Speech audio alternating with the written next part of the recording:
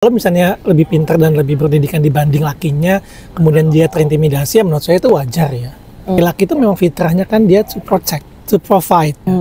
Dan when you want to protect and provide someone, tentunya mencari yang bisa diprotect kan. Ya, kalau misalnya yang mau diprotect lebih kuat, ya ngapain diprotect gitu.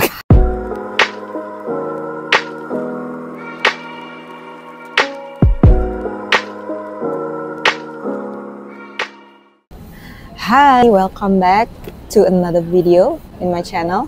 Sekarang sudah sama, apa namanya diperkenalkan? Iya. I'm already with my husband. Dan for introduction, kami punya background yang sama, yaitu kami sama-sama seorang dosen tadinya gitu, meskipun aku akhirnya enggak. Terus kami juga arsitek. Dan kami juga punya bidang yang sama gitu, yaitu bidang BE atau Built Environment. Dan kami sekarang posisinya sedang sama-sama mengejar cita-cita kami untuk pursuing another degree, yaitu PhD.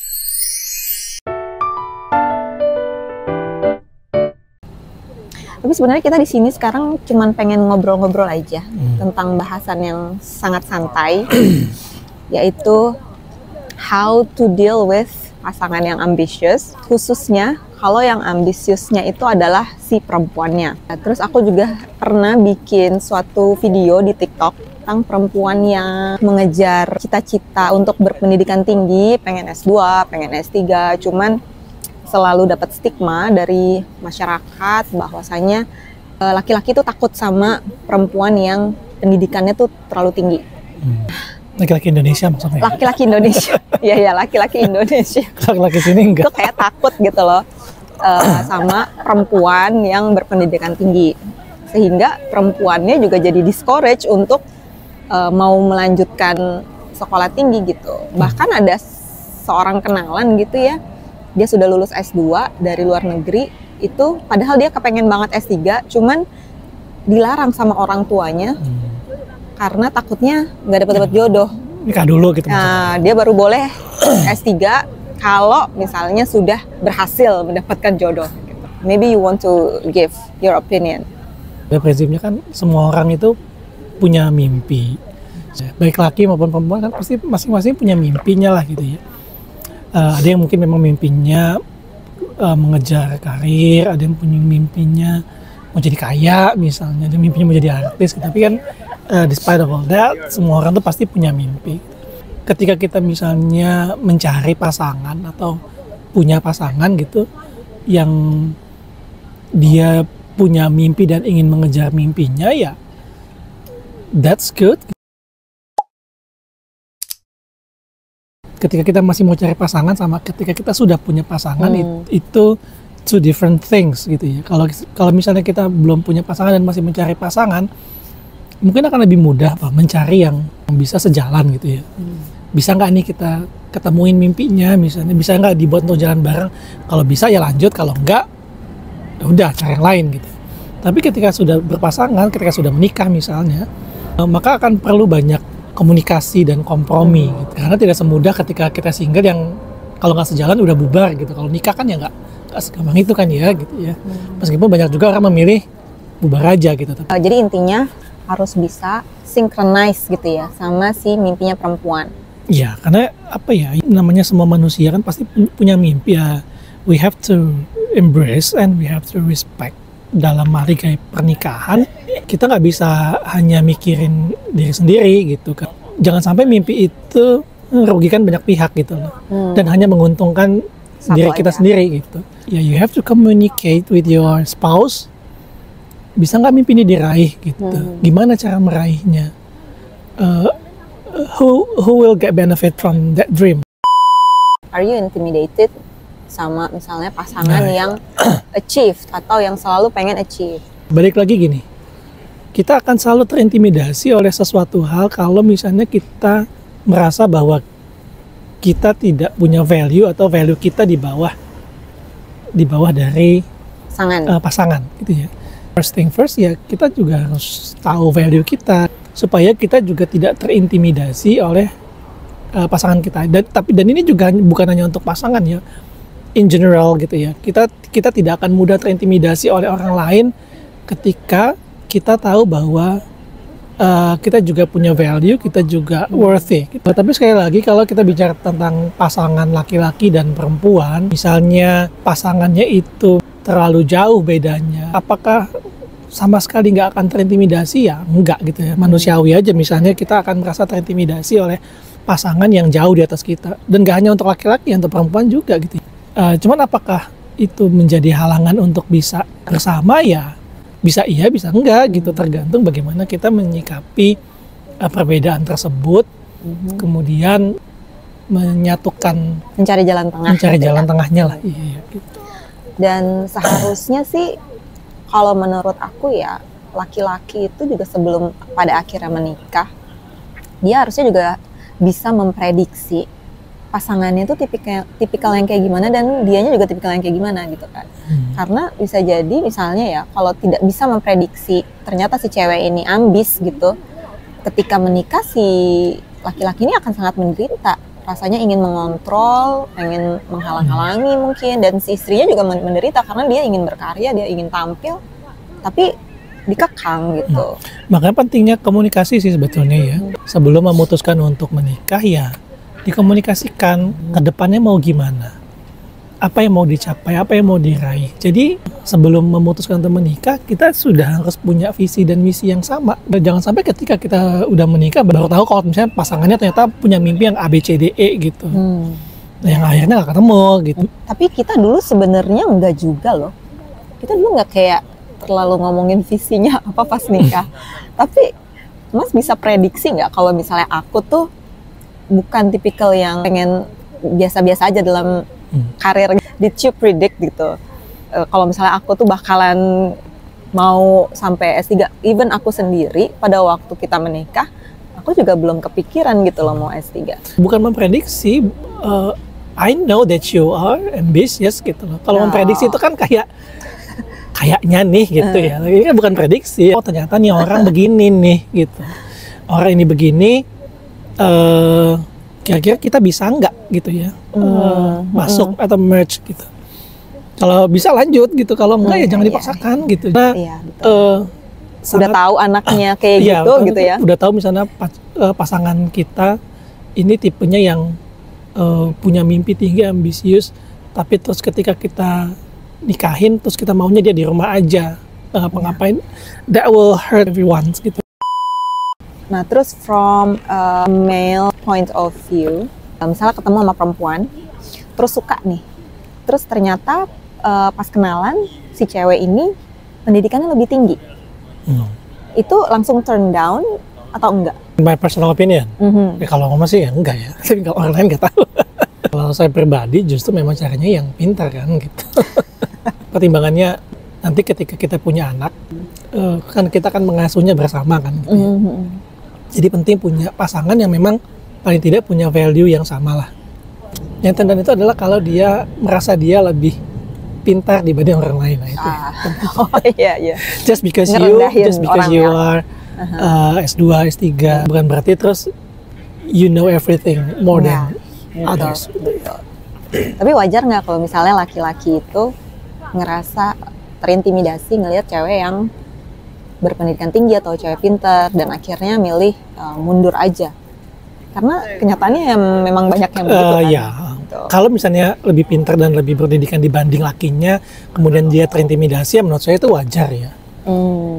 Wajar banget gitu. Karena pada dasarnya gini, kalau yang saya baca dan saya tahu ya, laki-laki itu memang fitrahnya kan dia to protect, to provide.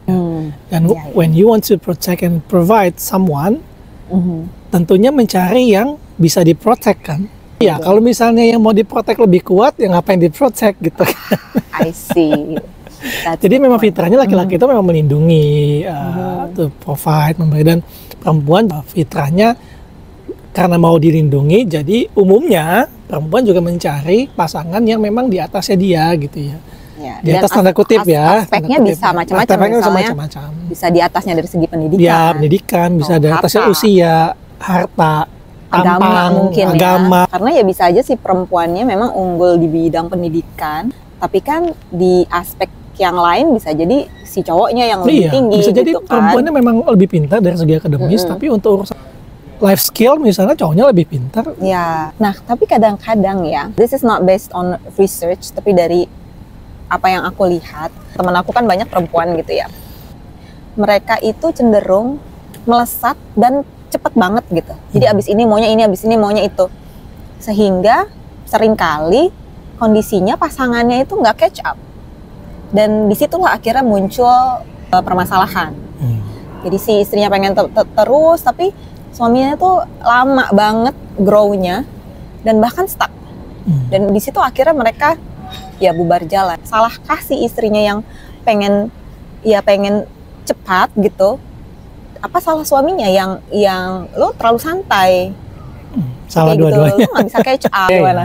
Kita sudah memutuskan untuk menikah dan punya pasangan, maka hidup kita itu bukan hanya untuk kita sendiri. Jadi nggak bisa kita ngejar karir seperti ketika kita masih single. Jangan sampai pasangannya melesat sendirian dan pasangannya ditinggalin gitu. Tanpa kita tanya dia stucknya kenapa, alasannya apa gitu. Jadi kalau memang mau grow, kalau mau memang melesat, ya harus sama bareng-bareng gitu. Kecuali kalau memang sudah ada kesepakatan. Oke, sekarang kesempatannya untuk si suaminya dulu. Ya udah, istrinya mungkin will hold, suaminya yang naik dulu gitu ya. Nanti ketika suaminya sudah naik, ya udah gantian gitu loh. Ya ini dibantu naik gitu loh. Jadi sama kayak misalnya kita di posisi kita di jurang gitu ya, kita mau naik ke atas, kan kalau dua-duanya mau geragapan mau naik bareng-bareng kan nggak bisa gitu ya. Will be better if dibantu dulu yang satu naik, nanti yang di atas kalau sudah naik dia akan bantu yang di bawah gitu ya. Dan ini juga berlaku buat yang laki-lakinya gitu ya. Jangan sampai ketika sudah menikah dan kita sibuk dengan karir kita sendiri, sampai lupa bahwa ada orang yang juga harus kita perhatikan gitu ya. Apalagi kalau sudah punya anak, itu lebih lagi. Karena jangan sampai orang tuanya sibuk mengejar karir masing-masing, ujung-ujungnya anaknya nggak ada yang perhatiin gitu ya. Itu juga sih, maksudnya mungkin si laki-laki itu kalau cenderung ketika sudah menikah menganggap bahwa si istri ini ya buat apa lagi harus ngejar-ngejar dalam tanda kutip duniawi lah. Sehingga mereka tidak bisa memprediksi bahwa sebenarnya istrinya ini hasratnya untuk grow itu tinggi banget. Sementara dianya enggak. Ternyata istrinya tuh sudah sejauh itu pencapaiannya. Dia sendiri nggak sadar. Kayak kecolongan gitu. Nah akhirnya ketika ketimpangan itu terjadi ketika di dalam pernikahan, ya itu susah untuk bisa sama-sama lagi. Kecuali si cowoknya mau memperlihatkan effort yang bagus juga, bahwasanya oke, lo udah nyampe situ, gue kejar ya, gue nyusul ya. Atau si istrinya mungkin ya, oke, lo belum sampai situ, tapi mau nggak? Kalau lo mau, gue tunggu gitu. Pelan-pelan yang penting bareng gitu ya. Barengnya ini juga nggak mesti yang sama di waktu yang benar-benar exact sama gitu ya.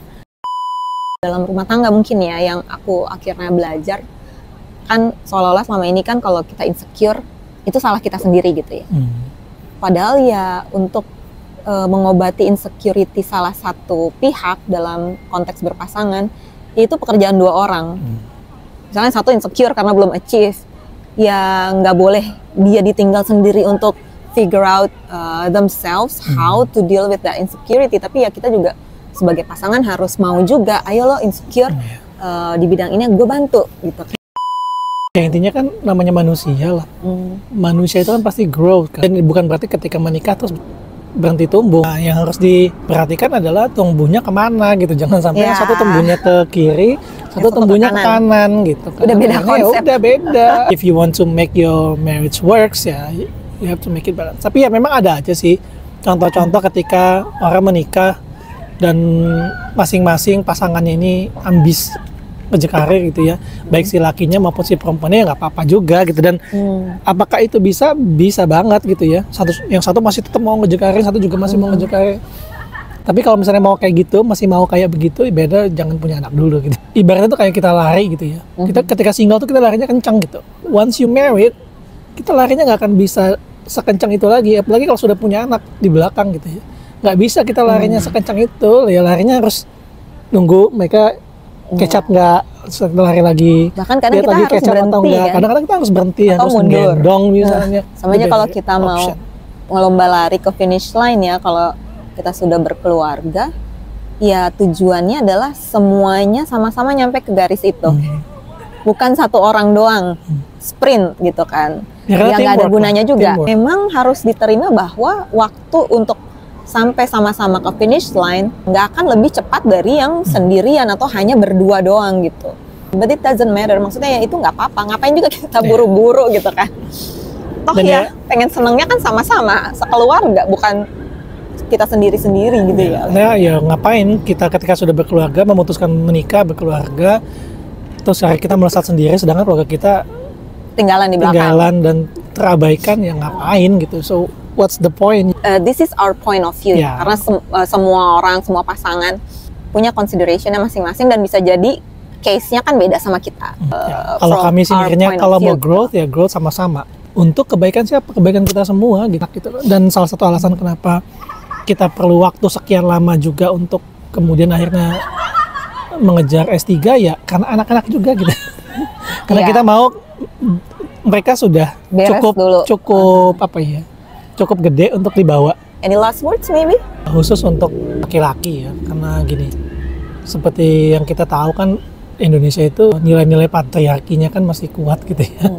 Ketika kita punya pasangan yang juga dia punya mimpi dan ambisi yang tinggi, ya sebisa mungkin juga kita support gitu. Dan kadang peluang atau kesempatannya itu bisa jadi yang terbuka itu bukan buat kita gitu, tapi buat pasangan kita, which is fine, nggak apa-apa gitu ya. Kalau tidak perlu kita merasa dilangkahin. Ada kok nanti waktunya buat kita, peluang kita juga untuk bisa mencapai apa yang mau kita capai. Mungkin ketika waktu atau masanya datang tidak akan persis seperti yang kita bayangkan, tapi pasti lebih baik gitu ya. Jadi nggak perlu juga kecil hati. Yang bisa kita lakukan apa ya, mensupport lah gitu. Karena masih banyak juga yang laki-laki yang nggak mau kan ketika istrinya lebih unggul gitu. Dan rasa gengsi misalnya ketika dia yang harus jadi turun tangan ngurusin rumah tangga misalnya.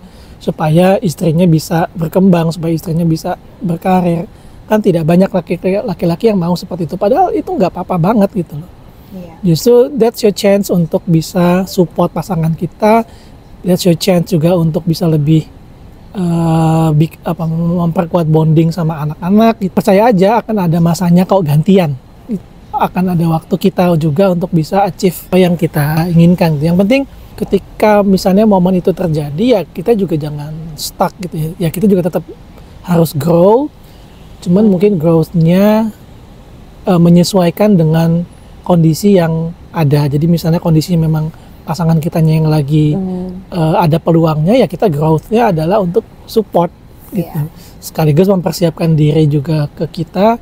Once kesempatan itu datang ke kita juga bisa achieve. Kalau misalnya kamu insecure, ya bagaimana mengubah rasa insecure itu menjadi booster untuk menjadi pribadi yang juga lebih baik gitu ya. Ya ini disclaimer juga bahwa kita bukan ahli pernikahan. Okay. I think that's it. Cukup menarik pembahasannya. Makasih udah dengerin celotehan kami.